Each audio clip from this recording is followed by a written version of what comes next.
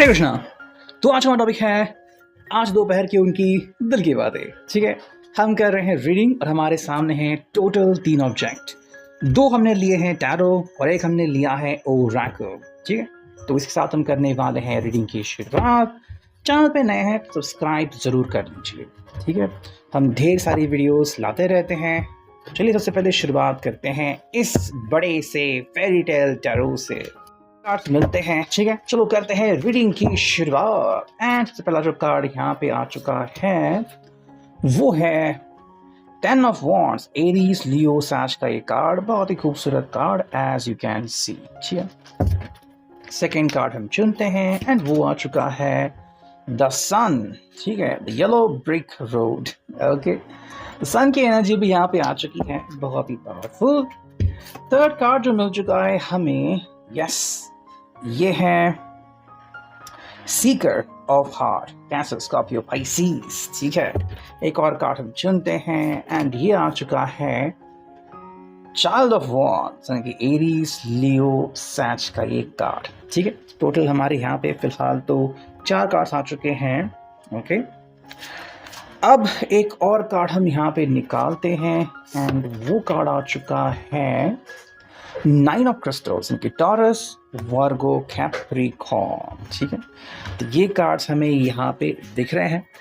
पहले देखते हैं, बाद में देखेंगे हम क्लैरिफायर हमें क्या बताते हैं। ओके, तो जो सबसे पहला कार्ड हमें मिला है वो है 10 ऑफ वॉन्ड्स का कार्ड, यानी कि एरीज लियो सैज। तो अगर हम इस कार्ड की तरफ देखते हैं ना तो बहुत कुछ हम समझ सकते हैं। देखो, सबसे पहले तो ना इस व्यक्ति को लग रहा है कि भी जिम्मेदारी की भावना इसमें सबसे पहले तो जागरूक हो रही है। ठीक है, ऐसा लग रहा है कि भाई आप दोनों के बीच ना ये जिम्मेदारी सही से बंटनी चाहिए। तो अगर आपको लग रहा था कि ये व्यक्ति जो है वो जिम्मेदारी नहीं ले रहा था या फिर बार बार कंप्लेंट कर रहा था कि भी मैं कितनी जिम्मेदारी उठाऊं, या फिर क्या आपको लगता है कि मैं ऐसा नहीं करता, कि मैं एकदम से मतलब जिम्मेदारी टालता हूं, तो उसके बारे में ये पर्सन कह रहा है कि नहीं, अगर आपको ऐसा लगता भी है तो एक काम करते हैं, दोनों जो है वो जिम्मेदारी का एहसास सेम बांट लेते हैं। ठीक है, तो यहाँ पे एहसास आता है कि ये पर्सन कह रहा है कि यस, दोनों जो हैं वो इस जिम्मेदारी को आधा आधा कर लेते हैं। अगर आपको लग रहा है कि भी इनके जिम्मेदारी निभाने में कोई इश्यूज है, या फिर ये पर्सन कह रहा है कि मैं तो हरफन मौला हूँ, मुझे तो किसी बात की कोई फिक्र ही नहीं है, तो आप डायरेक्टली इनके कान में वो सारी बातें बोल सकते हो और ये पर्सन उसको लेके अपना रवैया बदलने को भी रेडी है। ठीक है, अब दोपहर के वक्त की एनर्जी क्यों आ चुकी है? आई थिंक इसके मन में जो ख्याल आता है ना, आई थिंक दोपहर के टाइम जो है यहाँ पे जिम्मेदारी बहुत इंपॉर्टेंट आ रही है, क्योंकि सुबह का जो हमने रीडिंग किया था एंड अभी जो उनका एहसास है, कहीं ना कहीं उनमें चेंजेस होने की आवश्यकता तो है। तो ये बदलाव किस सिलसिले में होनी चाहिए? सबसे पहली बात यहाँ पे आ रहे हैं कि एक तो जिम्मेदारी, सेकेंडली अगर आपको लग रहा है कि बहुत ज़्यादा जिम्मेदारी निभा रहे हैं तो उस बारे में भी आप इनसे बातचीत कर सकते हो। ठीक है, ताकि इनका जो रवैया है वो आपके सामने एकदम से स्पष्ट हो जाए, कोई भी इशू, कोई भी गलतफहमी यहाँ पे ना रहे। देखो, नेक्स्ट जो आ चुका है वो है द सन, यानी कि द येलो ब्रिक रोड। ठीक है, अगर हम द सन की बात करते हैं तो यहाँ पे पर्सन का कहना है कि देखो, मेरे हिसाब से ना हमें आगे का जो रास्ता है वो तय करना है और उसके लिए हम बिल्कुल रेडी हैं। ठीक है, तो आप दोनों ने जो भी डिसाइड किया है, देखो ये कह रहा है कि सिर्फ कोई एक अकेला डिसाइड नहीं करेगा, हम दोनों की मर्जी यहाँ पे चले। ओके, तो दोनों मिलके ना फाइनली एक डिसीजन लेते हैं। तो अगर अभी तक आपने कोई डिसीजन नहीं लिया हो या फिर बस आप सोचते रहते हैं दोनों ही कि क्या आज करना चाहिए क्या नहीं करना चाहिए, तो कह रहे हैं कि भाई देखो, फ्यूचर जो है वो तो ऐसे ही रहेगा जैसा कि हमारे सामने चीज़ें आ सकती हैं। अब उनको हम कैसे डील करते हैं उसके ऊपर हम कह सकते हैं कि भाई फ्यूचर बहुत ही अच्छा है या फिर थोड़ा सा हमें और ज़्यादा मेहनत करने की ज़रूरत है। ठीक है, इसलिए कह रहे हैं अगर दोनों मिलके एक रास्ता बनाते हैं तो दोनों सिर्फ उसी रास्ते से जाएंगे। मतलब ये कह रहे हैं कि भाई आपका अलग रास्ता और मेरा अलग रास्ता ये नहीं होना चाहिए। ठीक है, कोशिश करते हैं कि दोनों का जो रास्ता है वो एक ही हो जाए ताकि आगे बढ़ने में आसानी हो, ताकि अगर मान लो आपको परेशानी आ जाए तो ये सॉल्व करेंगे, इनको परेशानी आ जाए तो आप इनको सॉल्व कर सकते हैं, आप इनको हेल्प कर सकते हैं। थर्ड जो कार्ड हमें मिला है यहाँ पे, ये आ चुका है Sikar of hearts, cancer, Scorpio, Pisces का एक कार्ड। ठीक है, अगर हम इस कार्ड की तरफ देखते हैं तो देखो, इनके हिसाब से ना चाबी जो है वो दिल में ही बसी है। और ये अपना दिल आपको कह रहा है कि देखो मेरे दिल में आपके लिए बस अच्छे ख्याल ही है, मैं कोई भी ऐसी मतलब ईर्ष्या नहीं रख रहा, तो मेरे दिल में कोई घमंड नहीं है, ठीक है। आई थिंक ये कुछ बातों से रिलेट कर पा रहे हैं कि अगर कुछ दिनों या कुछ हफ्तों पहले कोई अगर ऐसा एक एक ऐसी घटना घटी हो जहाँ पे आपको लग रहा था कि ये पर्सन जो है थोड़ा घमंडी बन चुका है, अय्याश बन चुका है, या फिर आजकल मेरी फ़िक्र नहीं करे, तो कह रहे कि देखो ये चाबी जो है ना वो आपके पास है और आपने मेरा दिल खोल दिया है, जैसे कि आप इस दिल में देख सकते हो, और बस आप देखो कि क्या है मेरे दिल में, ठीक है। मतलब मैं आपसे कोई भावना छुपाने वाला नहीं हूँ। अगर आपको लग रहा है कि हाँ कोई इशू है, डायरेक्टली आप देखो और मुझे बताओ। जैसे कि हम पहले कार्ड से देख रहे हैं यहाँ पे कि ये कह रहे हैं कि दोनों मिलके सॉल्यूशन ढूंढते हैं, तो इसलिए वो कह रहे हैं कि अगर आपको यकीन नहीं आता ना, आप खुद देख लीजिए कि क्या मेरा आजकल रवैया सच में बदला हुआ है, कितना बदला हुआ है, क्या अच्छा है, क्या बुरा हो चुका है, या फिर क्या मैं आजकल ध्यान कम दे रहा हूँ। ये सभी बातें आप खुद ही इसमें देख सकते हो। और अगर आपको लगता है कि यहाँ पे कोई इशू है, डायरेक्टली आप बोलिए और मैं डायरेक्टली हरकत में आ जाऊँगा। देखो 4 जो कार्ड हमें यहाँ पे मिला है ना, वो है child of wands, Aries Leo साँच की एनर्जी। एंड यहाँ पे जैसे कि हमें एक चाइल्ड लाइक जॉय दिख रहा है यहाँ पे, एंड एरीज की तो एनर्जी है ही, तो फायर साइन बहुत ज़ोर शोर से है, पैशन है, पावर है। देखो इनका कहना है कि ये इस रिश्ते को ना मतलब यूँ देखते हैं कि इसमें उनको सब कुछ मिलता है, सब खुशी मिलती है। आई थिंक जब से वो आपसे कनेक्ट हुए हैं ना, उनको कोई भी ऐसी चीज़ मन में नहीं आती कि मुझे किसी और के साथ बातचीत करनी चाहिए या फिर मैं खुश नहीं हूँ। ये बहुत खुश है, और इनफैक्ट हम उसे इनका इनोसेंस भी कह सकते हैं कि आपसे ढेर सारी बातें करना, जब चाहे फ़ोन करना, मतलब वो सभी कर रहे हैं जो कि उनकी इच्छा होती है, ठीक है। हालांकि ये एक साइड हो गई। आपके बारे में क्या है, मान लो अगर आप फिलहाल बहुत ज़्यादा जिम्मेदारी का एहसास कर रहे हो, या फिर आपके ऊपर अभी फाइनेंशियल बोझ है, या फिर फैमिली कुछ आपको कह रही है और आप अपने में भी स्ट्रेस के अंडर हो कि आपका जो ऑफिस है उसने बहुत स्ट्रेस दिया है, या फिर फ़िलहाल जो है वो आपके पास कोई सॉल्यूशन नहीं है, तो ये उनकी जो हरकत है वो थोड़ी आपको परेशानी में डाल सकती है, ठीक है। लेकिन इनके हिसाब से ये तो आपके साथ काफ़ी बढ़िया महसूस करते हैं, बिकॉज़ हाँ, आप ये भी कह सकते हैं कि ये बस अपना एक रवैया देखते हैं और अपनी साइड कि मैं खुश हूँ ना, दैट्स इट। यहाँ पे एक एहसास जो उनकी तरफ से अटक जाता है कि क्या आप भी ऐसा फील कर रहे हो, ये वो चेक नहीं कर पाते, और वो गलती आई थिंक यहाँ पे कहीं ना कहीं हो रही है। हालांकि वो कोई बड़ी बात नहीं है, बट फिर भी रिश्ते के लिए काफ़ी इंपॉर्टेंट हो सकता है। जो 5th कार्ड मिला है वो है 9 of crystals, taurus, Virgo, Capricorn की एनर्जी। देखो यहाँ पे अगर हम देखते हैं ना, तो इनका कहना है कि प्रैक्टिकली मेरी सारी इच्छाएं आप पूरी कर रहे हो, ठीक है। प्रैक्टिकली का मतलब ये है कि देखो एक तो होता है इमोशनल, जहाँ पे इंसान इमोशनली सारे डिसीजन लेता है, बाद में जिसको पछताना पड़ता है कि मैंने ऐसा डिसीजन क्यों लिया। यहाँ पे अगर हम प्रैक्टिकली बात देखते हैं तो आप दोनों एक दूसरे को एक्चुअली सपोर्ट कर रहे हो, ठीक है।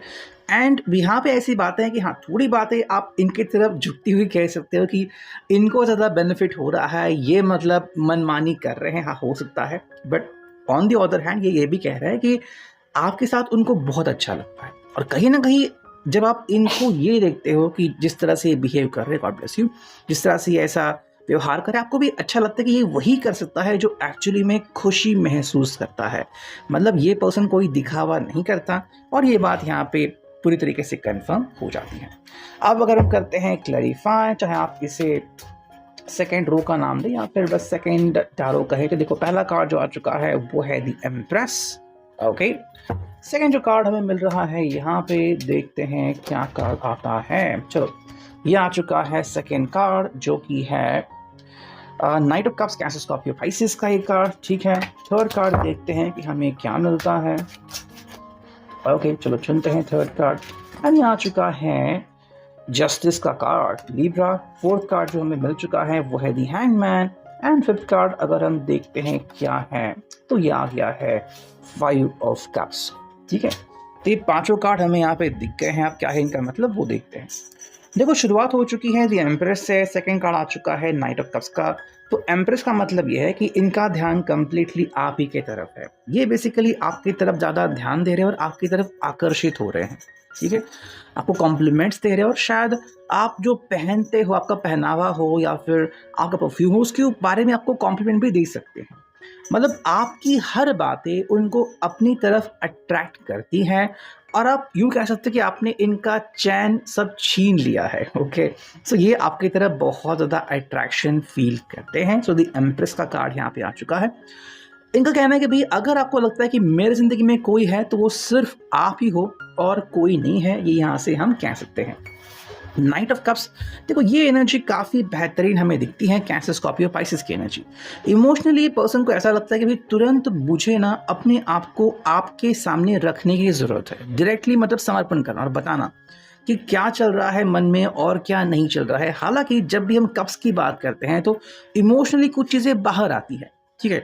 मान लो अगर इमोशनली कुछ बोल देते हैं, चाहे वो अच्छा हो या फिर कोई ऐसी बात हो जो आपको चुभे, तो आपको बुरा भी लग सकता है। तो इस बारे में इस व्यक्ति को थोड़ा-सा ध्यान देने की ज़रूरत है और आई थिंक ये उनका पहले का एक बात करने का तरीका, एक ढंग है जो वो नहीं बदल सकते। जो भी कई बार वो फ़ील करते हैं ना, डायरेक्टली बोल देते हैं।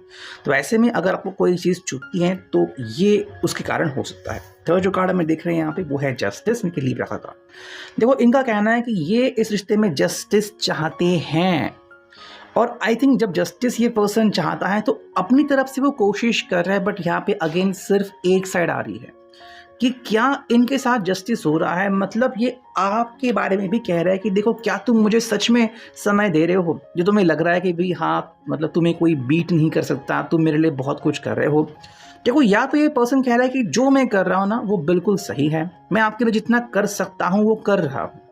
तो यहाँ पे ये अपनी साइड क्लियर कर रहे हैं। हाँ, अगर आपके ऊपर सवाल उठा भी जा रहे हैं ना, तो ये है कि क्या आप भी उनके लिए उतना कर रहे हो। तो आई थिंक यहाँ पे ना आप दोनों अपनी अपनी साइड क्लियर नहीं कर पा रहे। जैसे कि अभी हमने पहले रो में देखा कि कुछ इश्यूज़ है, अगर मान लो आपको अगर परेशानी है, फैमिली में कुछ इश्यूज़ है या फिर फैमिली प्रेशर डाल रही है, तो आप इनको क्लियर नहीं कर पा रहे हो। वैसे ही कुछ बातें हैं जो ये आपको क्लियर नहीं कर पा रहे हैं कि एग्जैक्टली चल क्या रहा है इनके मन में, कि ये परेशानी फेस कर रहे हैं। अगर आप दोनों वो बातें क्लियर नहीं कर पाओगे तो दोनों को मिसअंडरस्टैंडिंग होने की संभावना यहाँ पे लग रही है।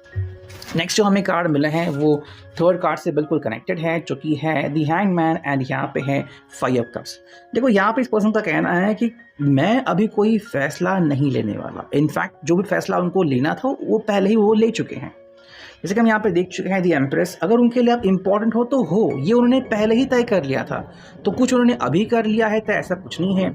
बस अगर अभी कुछ ऐसी बातें होती है लाइक कि उनको लग रहा है कि अभी आजकल आप थोड़े से बदले हुए, या फिर आपकी तरफ से खुद कोई कम्युनिकेशन नहीं होता, आप खुद मेरे सामने बातें नहीं रखते, तो ये अकेला फील कर रहे हैं, ठीक है।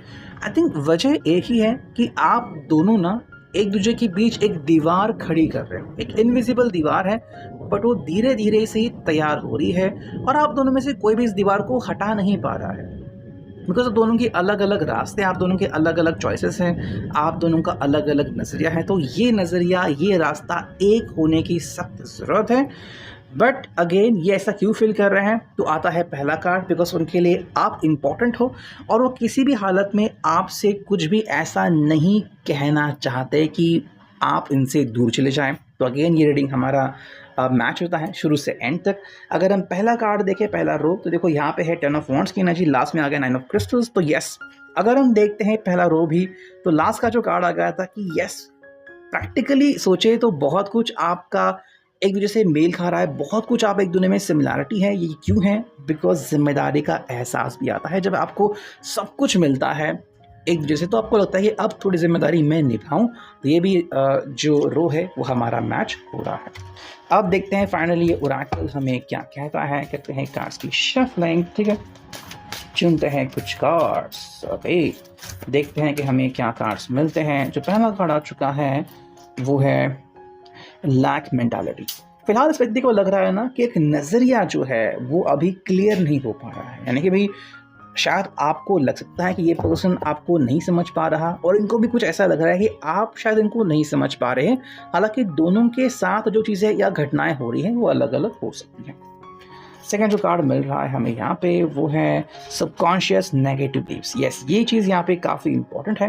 तो ये पर्सन कह रहा है कि अगर आपको लग रहा है ना कि कुछ इश्यूज़ है या फिर नेगेटिव सोच है आप दोनों की, तो ये एक दूसरे को परेशान कर सकती है। तो उस नेगेटिव सोच को आपको रिमूव करना है कैसे भी करके। यहाँ पे है पीपल प्लीजिंग। आई थिंक ये एक चीज़ यहाँ पे हो रही है कि आप दोनों में से कोई जो है ना, वो दूसरे लोगों की ज़्यादा फिक्र करता है। जैसे कि मेरी फैमिली है या फिर फ्रेंड्स हैं, तो उनको बुरा नहीं लगना चाहिए, उन्होंने मेरे बारे में अच्छा ही सोचना चाहिए। ये चीज़ यहाँ पे कहीं ना कहीं पे प्रॉब्लम्स क्रिएट कर रही है। एंड जो नेक्स्ट कार्ड हमें मिला है वो है जजमेंट। तो हमने देखा था जस्टिस का कार्ड तो यहाँ पे आ ही चुका था। तो जजमेंट यहाँ पे आ रहा है कि आपने ना एक मतलब रुख अपना लिया है दोनों में से किसी कि यही है, ठीक है, अगर मैंने किया तो यही होने वाला है, अगर मैं नहीं सुनता तो यही होगा। तो ये जो सोच है ना, यहाँ पे बदलने की काफ़ी ज़रूरत है।